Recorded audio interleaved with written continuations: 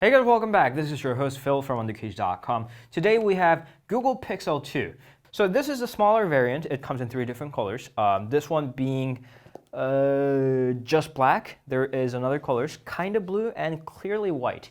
Google apparently has been having a lot of fun giving the names to the colors, so this is no exception.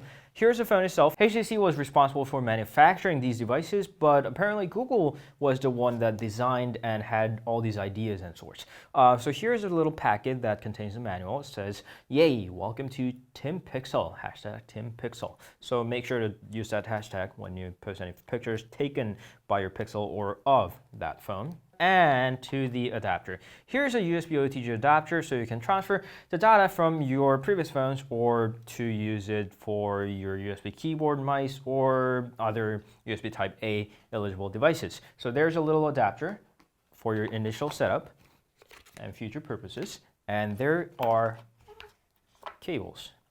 Cables, meaning this USB Type-C cable, so you can use it to charge, mainly charge your phone with the bundle charger, and another very unwelcome piece of cable adapter perhaps. It's a USB Type-C to 3.5mm headphone jack. Just only about a year after Google has teased Apple for not having an earphone jack, they got rid of it as well. Now they bundled this little dongle adapter, and if you lose them, you have to buy it separately for $9. It's available on their store, which is a discounted price. Initially, they asked for 20 bucks. People were not happy about it, and then Google has slashed down the prices. And here's a charger. It's 18 watts.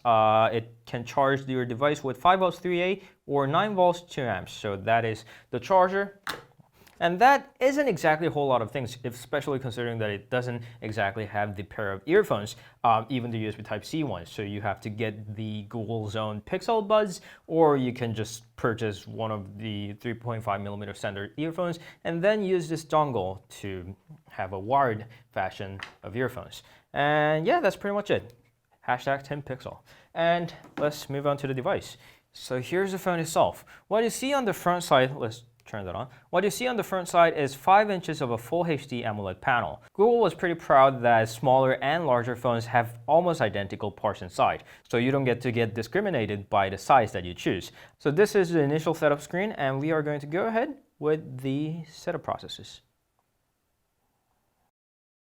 All right, after a very short sequence of settings, we are here in the launcher. Google has revamped the launcher a little bit. Now you can swipe up from the bottom to bring out the app drawer, and you can actually do that in any part of the screen, just like you can do on the recent Galaxies. And let's go to the settings. It runs Android 8.0 Oreo. This is very new. You probably don't have it because they only release it to the small number of devices, including the previous Pixels and Nexuses.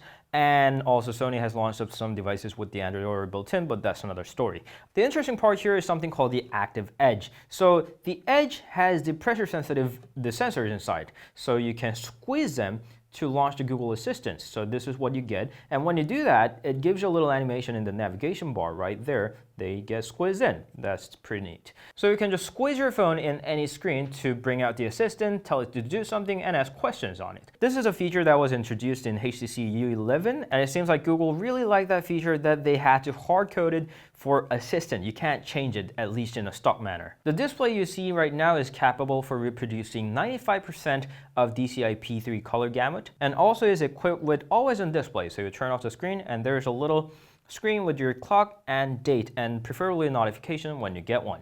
But perhaps something Google was really proud of is that single lens camera. It's f1.8, and it combines OIS and EIS together to give you an even more stable video. There's an LED flash right next to it, and DxOMark Mobile has rated it 98, which is really, really high.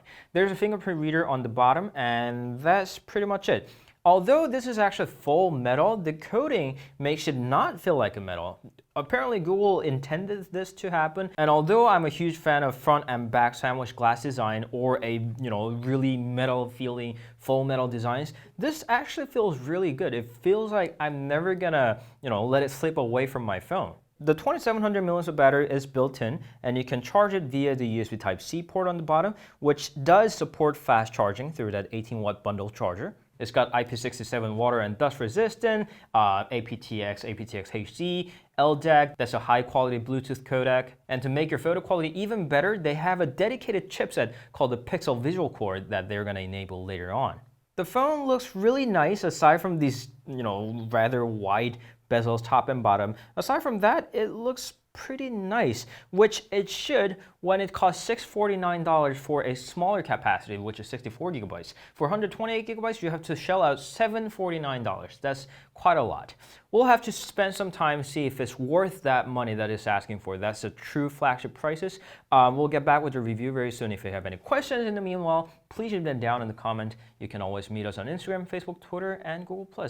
And we'll see you guys later. Ciao.